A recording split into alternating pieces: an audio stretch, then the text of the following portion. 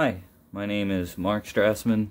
I'm doing another video tournament report on my top 4 split at Dice City Games Legacy event. I played my usual Punishing Maverick, and I'm going to talk a little bit about the list. I'm going to go into mana curve and the reason that I chose to play Punishing Maverick with Thalia main, and why I chose some of these tech slots. So, for those who are seasoned Maverick players, they should be able to see what's here and know exactly what it is. 3 Thalia main, I probably should have went with a 4th, even though there's a lot of people who feel like Punishing Fire and Thalia don't mix. I think they're just fine together. The absence of Stoneforge Mystic is something that some may notice here, and there's 2 mismatched Jetés, unfortunately, to fill that slot. The main spice, besides the Thalia and the no Stoneforge Mystic, would really be the Tarmogoyf and the Questing Beast. And to be frank, neither one of them excelled at this event with these pairings. The reason I opted for Tarmogoyf was because Dreadhorn Arcanist was really popular in the event previous, and I feel like that card is a very hard card to answer, and I think Tarmogoyf is a better answer to that than a Scavenging Ooze, mostly because Tarmogoyf is usually out of Lightning Bolt range, and they often won't want to attack into a Tarmogoyf. Ooze is better when Ooze is a 4/4 and you have mana up, but you won't always have a 4/4 with mana up. Or Scooze won't always be that. So that's the main deck. I'll get into more about why I didn't run Stoneforge Mystic in a minute. Clean this up. Okay. So the mana base was really what I've been running for years at this point. And I'll have a deck list posted that'll discuss, that way you'll actually really be able to see what these were and really calculate it in a different way. 3 Wastelands. I don't think you can get away with 4. You're running Groves, and the weakness to this build is really not having as many white sources. And I have a graph that I will show, and hopefully it displays nice. So 7 fetches, 2 Taiga, 2 Savannah, 2 basics, Plateau, Dryad, 3 Grove, 3 Waste. It's really just, this has been the mana base. Occasionally I'll run Dark Depths and Thespian Stage, but I opted not to do that. I feel like the format's been a little too fast, and I haven't really loved the combo. The sideboard was 3 Pyroblast effects, 3 Palace Jailer, 3 Chokes, pardon the funky art, and Gaddock Teague. Let's see. All that seems to show up. So Palace Jailer with Punishing Fire has been excellent. I wouldn't board in Palace Jailer against a very, very aggressive aggro deck, but Taxes, I think, in the mirror, are about as far as I would go as far as creature decks. Delver, I wouldn't want this card at all. Oof wasn't great yesterday, but it has a role. It had a game where it was solid. 3 Chokes. 2 of these, Veil of Summer. People have been hot on that card. I don't think it's great in Maverick, but I think it's just that good of a card that you probably want 2 of them or 3, especially if Storm is in your meta. It's one of the best answers we have to that. And Pyroblast. A lot of people are hot on Oko, and if you're hot on Oko, you're probably running a control deck. And Pyroblast is about as clean of an answer. I run this no matter what. Bog, KOA, is just took over where Reclamation Sage was. And I always run a backup Teague, especially in a Storm Miracle meta, because Teague dies, and then you can't Green Sun for Teague. So here are the things that I think are really relevant to my choices. So here are two separate builds. I looked at a Thalia build, and the difference in the Thalia build was going to be no Sylvan Libraries. One of the Jits would have been gone. Tarmogoyf would have been gone. And Questing Beast. So these cards leave my deck. Right? And you can see there's 4 cards that are green, 1 card that's colorless. And I would have ran this, this, this, and that. So 1, 2, 3, 4, 5. 1, 2, 3, 4, 5. Right? I'm trading in 4 green cards and a colorless card for 3 white cards and 2 colorless cards. And this is really a relevant thing when we look at this chart, and hopefully it displays pretty clear. So again, these cards leave the deck in my hypothetical Stoneforge Mystic and Thalia build, which was really greedy. And these cards come in, and now I have this nifty Stoneforge package, which can be very powerful. So this here, we'll look at this one. This is what I ran. Punishing Thalia Maverick is what I named it.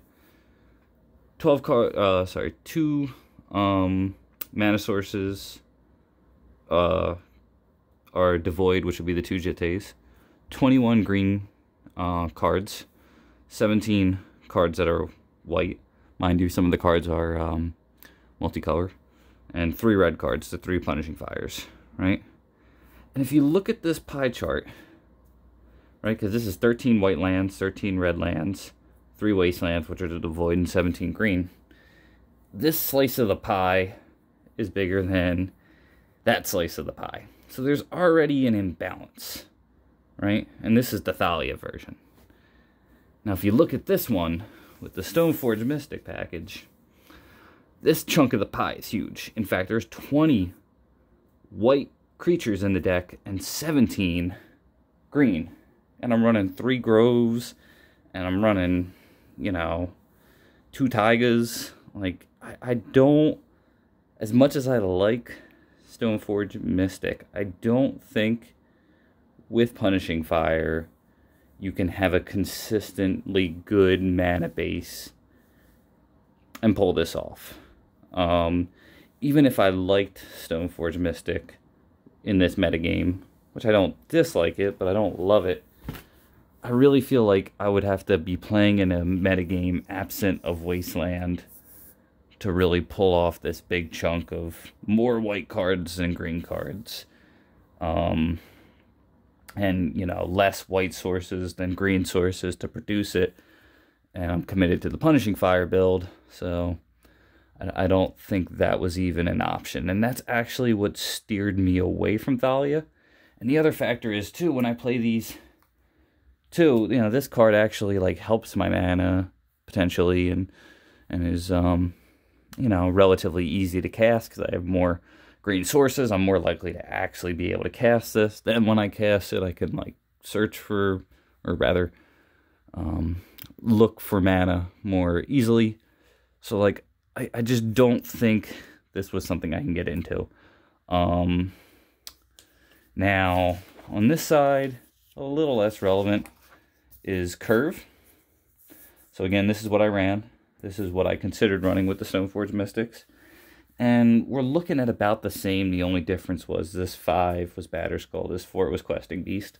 I felt like I just wanted something beefy, something in the absence of Stoneforge Mystic that I had that can give me the muscle to get through.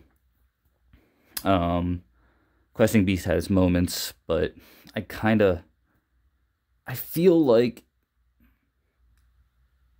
except Night of Autumn and occasionally Excavator, there really aren't too many 3 mana cards or even 4 mana cards that are a better Green Sun Zenith target than Night.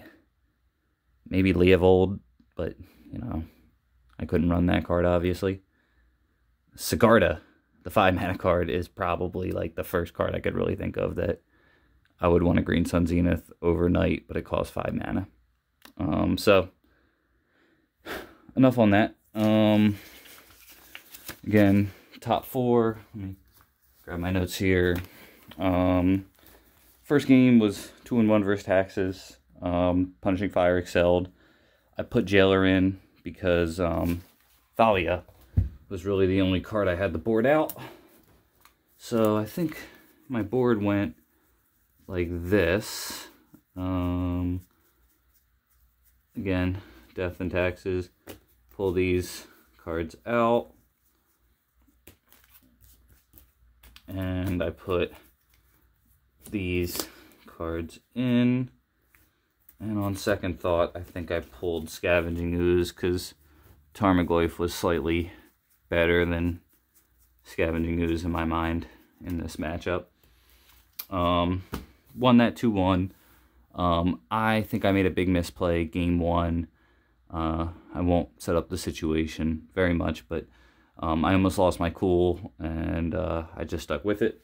My second matchup was Agrolome. I really just had it all and beat them 2-0. Not much to say on that. Really where things get interesting was the match I lost because it was winnable. Here's the scenario. I won game 1. He won game 2. He elked my Gaddock. He had brainstormed the turn before he knew his top 2 cards. I kill... Rather, okay. Gaddock is an elk. Gaddock and some other creature wind up killing Oko. So Oko's dead. I'm trying to paint the picture. So Oko's dead. He brainstorms and passes the turn. I have an Elky, Gaddock and like a 3/3 on the board. I cast Green Sun Zenith. And with Green Sun Zenith on the stack, I call a judge. So I know that I was legally allowed to cast it, because that was an elk at this point. But the legend rule says that, well, sorry, the Gaddock's still a legend, even though it's a 3/3 elk. And this was odd. So I talked myself out of getting my backup Teague game 2, because then I'd have to sacrifice the 3/3 on board. And wouldn't you know it, I get something else. I think I get a Scavenging Ooze or something like that. And there was a Entreaty Angels on top, and I died. I likely would have won the game after that. So I think that's a situation of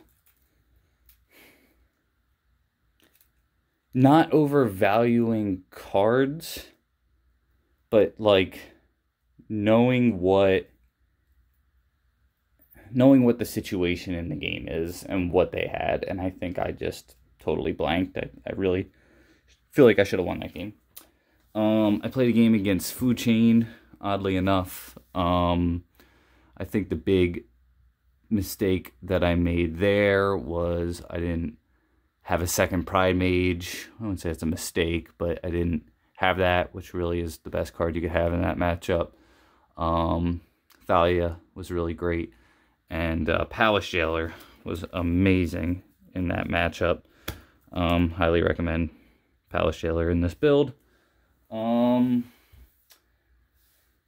So I'm 3-1 at that point. I get paired against Sneak. I was so out of the meta that I didn't realize that Sneak was an option. It was Sneak and Show. And I seen a Volcanic Island and 2 to 3 Lotus Petals, because I hit a Thalia game 1. And I didn't know what he was on. I thought it was Storm or some weird rogue deck. And I totally forgot about Show and Tell. Show and Sneak and Show or whatever. So I still managed to beat him 2-0. In the top 8, I go against Storm. I would highly recommend people, if Storm is big, play this. This card got me a win. He should have killed me through Athalia, but he made a misplay. And the last thing I'll say on that match was, don't scoop even though you know you're dead. I'm actually going to back up.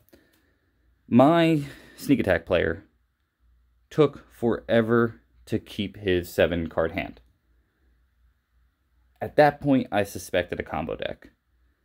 How long does it take a normal deck to go keep or mull? You know, it's kind of like I got like a land or two and a cantrip, or, you know, I got a land or two and some other business. I'm good. Combo decks, if they're taking a while and they're really thinking and it's not some acting, I would really start to suspect combo. And I'm starting to respect the fact that there is a hidden layer in Magic that isn't just what's the optimal play. You have to be reading people. And for some people, this may be really obvious, but I think I undervalued that.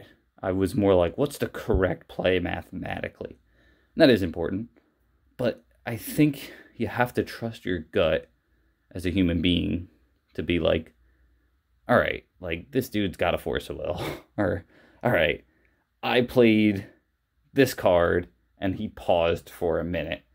There's something going on, you know? I think people can try to hide it pretty well, but you kind of have to respect your intuition. And I think that's kind of what separates good players from great players. So, moving forward, I'm likely going to get rid of these two. I'm probably going to play the 4th Thalia, and I'm considering Hex Drinker moving forward. I'd like to know what people think about that move.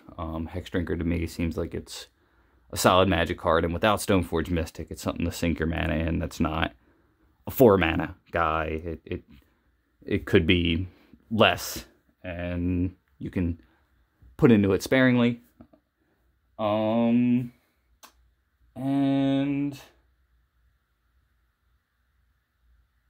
I think the metagame at this point is going to be a little less combo and a little bit more like it was. I think you're going to see more Death and Taxes, and I feel like Punishing Fire is still a great option. So let me know what you think. Thanks for your time. Signing out.